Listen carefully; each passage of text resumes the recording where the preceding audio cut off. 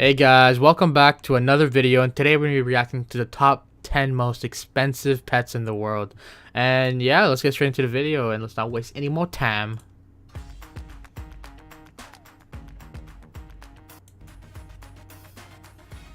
Not everybody is okay with giant snakes as pets, but if the idea doesn't make you squeamish, they're actually perfectly safe, most of the time. What? Thousands of okay. pythons are sold in the US each year, and as hatchlings they're pretty cheap, anywhere from $20 to $100. But the lavender albino ball python is no ordinary snake. The product of a recessive gene, they carry highly unusual yellow markings and have startling red eyes. For decades, the lavender albino ball python was considered the most expensive pet in the world. Their rarity makes them worth a bundle, and online traders have been known to pull down up to $40,000 for the right specimen. Also, the African native requires a very That's like a specific fucking and carefully car. maintained habitat, which obviously will not come cheap. They look pretty freaky, but they're no more dangerous than any other large snake. That is to say, the danger is fairly negligible as long as you know what you're doing. Like all ball pythons, these reptiles can grow in excess of 8 feet in length and can absolutely injure or kill a human being if unattended or not handled properly. Why the fuck would you buy a snake at that point? When a lot of people think of exotic pets, the friendly chimpanzee would be the first thing that comes to mind. The Nope. intelligent, remarkably human-like creatures have endeared themselves to us through pop culture for decades. Who wouldn't want a chimp companion? Plus, like Yeah. we mentioned before, the king of pop himself even had one. And if they're good enough for him, they should be good enough for anybody with way too much money and time on their hands. Well, if you're I'm in the not gonna market say for anything one, you'll 'cause that first have just to looks check to fucked. see if they're legal in your state. There are no federal regulations governing exotic pet ownership, but 19 states have outright bans on chimp ownership, including California and New York. Chimps are pets which will require highly specialized care, to say the least, and they can be dangerous if provoked or in certain situations. But if you've got the deep pockets to provide 4 pounds of food daily and maintain a habitat suitable for a primate, and your state gives you the green light, you can have your own chimpanzee pal for around $60,000. Just make sure you're in the relationship. Bro, for the these long are run. almost Chimps like can live luxury up to cars. 60 I think a years. Tesla's 80 grand, right? One of these If a fucking pet with things the is worth a exact Tesla. opposite of a charming Tesla. personality is more your speed, A consider fucking the male beetle? stag beetle. You won't want to pet him much. They like to use those huge antler-like jaws to bite, and you'll only want one, unless you want them to fight to the death. In fact, stag beetle fighting as a competitive sport is popular in some parts of the world, which is part of what makes them so expensive. A prime specimen could potentially make its owner a lot of money, so there's something of a collector's item, and it's certainly not because they're cute and cuddly. Depending on the species, stag beetles can grow to between 2 and 5 inches in length. One in particular, Wow. the That's Cervus, disgusting. is the largest terrestrial insect in Europe. If you're not the type to easily come down with a case of the heebie-jeebies, they are pretty cool looking, but one of these little critters can set you back up to $89,000. That's For worth that more kind of than a money, Tesla you may be right there. tempted What to go the in the other fuck? direction and buy a pet you can actually ride.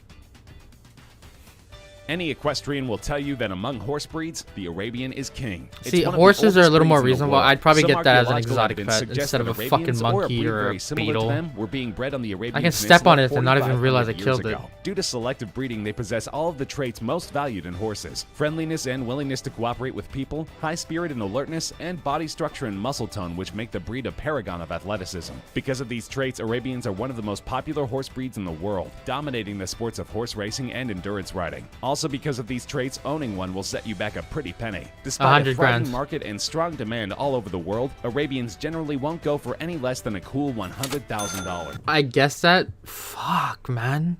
That's like almost a decent down payment on a house. Okay, these guys are fucking too loaded, bro. And maintaining their health and keeping up with their feeding isn't Too going to loaded, be man, cheap too either. loaded. Of course, you might be able to offset the cost by winning the Kentucky Derby. Or if money is no object, just live out your Hollywood dreams by setting out on an endurance ride across the desert, like Viggo Mortensen in Hidalgo.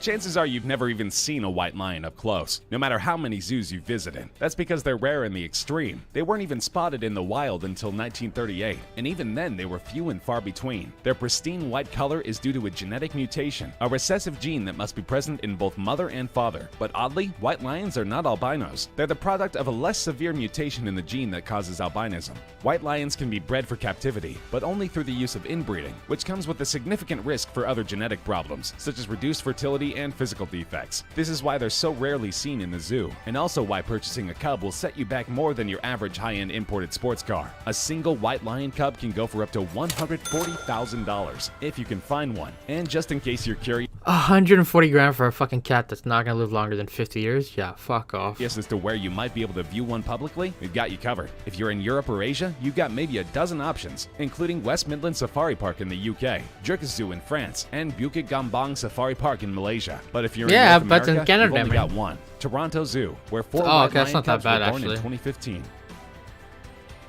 This isn't a pet you can buy, because Sir Lancelot the Labrador, or more accurately Sir Lancelot Encore, is one of a kind. In 2008, Nina and Edgar Otto lost their beloved pup Sir Lancelot to cancer. Fortunately, Edgar is the son of legendary NASCAR co-founder Edward Otto, meaning that the couple had the spare cash lying around to attempt something only one other person yet They had, fucking bringing cloned their it. pet back to life through cloning. Oh. The attempt Oh, yeah, cost so they them a did clone it. whopping $155,000, but it That's was wildly so successful. fucked. It produced Sir Lancelot Encore, whom the couple says has the exact same personality and mannerisms as the original, and who has also managed to father no fewer than 8 puppies.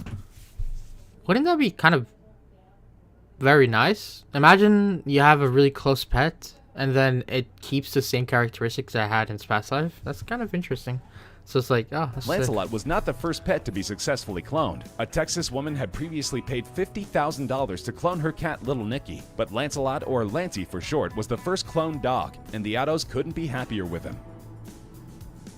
The Morpho Aurora butterfly, which was found and sold by insect collector Antenna Inc., only qualifies loosely as a pet because it was dead and preserved when the sale was made. But it's a truly unique specimen, a bizarre aberration that will likely never be found again in our lifetimes. Native to Peru and Bolivia, the Morpho Aurora is a beautiful insect in its own right, smaller than North American butterflies with an amazing crystalline color pattern which identifies it immediately. But the specimen in question brought down the big bucks for one specific reason: an extra wing. Most butterflies have 4 wings. The Morpho Aurora specimen, sold to a private collector, had 5. The extra wing was just a tiny deformity, but it was enough to elevate the specimen into the realm of the exceedingly rare. It sold for an amazing $195,000. So this pet doesn't even have to be alive. How's that a pet? It's fucking dead. Okay, that's ridiculous. It's like keeping a dead horse in your fucking barn.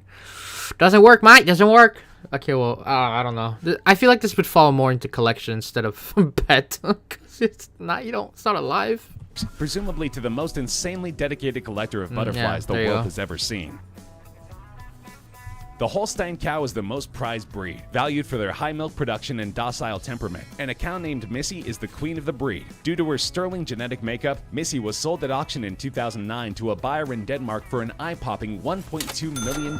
Okay, so now let's take the cloning into this. Why don't you start cloning these fucking? Why don't you clone the cows and sell them for the same price over and over?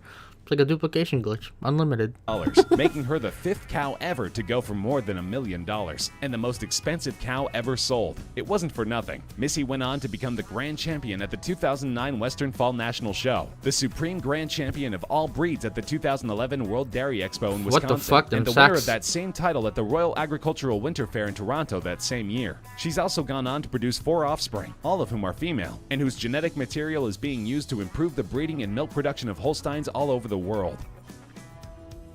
Man, The put that Tibetan shit Mastiff away. was originally bred to secure herds of livestock, and it's easy to see why. They're absolute monsters, easily outweighing the average human. But like most dogs, they're also genial and friendly. Purebred specimens are quite rare, and they've become the latest status symbol among the very rich. In 2009, a Chinese woman dropped $500,000 on one, and the very next year, another specimen was valued at $1.47 million. But in 2011, that record fuck was are these edged out prices? when a Chinese tycoon paid a cool $1.5 million for Big Splash, a 180-pound behemoth whose breeder called him a perfect specimen. Amazingly, Big Splash, whose Chinese name is Hong Dong, was only 11 months old when he was purchased, meaning he wasn't even finished growing yet. As of now, he's the most expensive dog ever sold, a record that can likely only I would love to buy a dog, but just the hair, bro, would drive me fucking be crazy. broken by another Mastiff. However, that probably won't happen anytime soon, as the breed is among the rarest on the planet. Since Big Splash found his new home 7 years ago, no pureblood Mastiffs have been sold on the open market.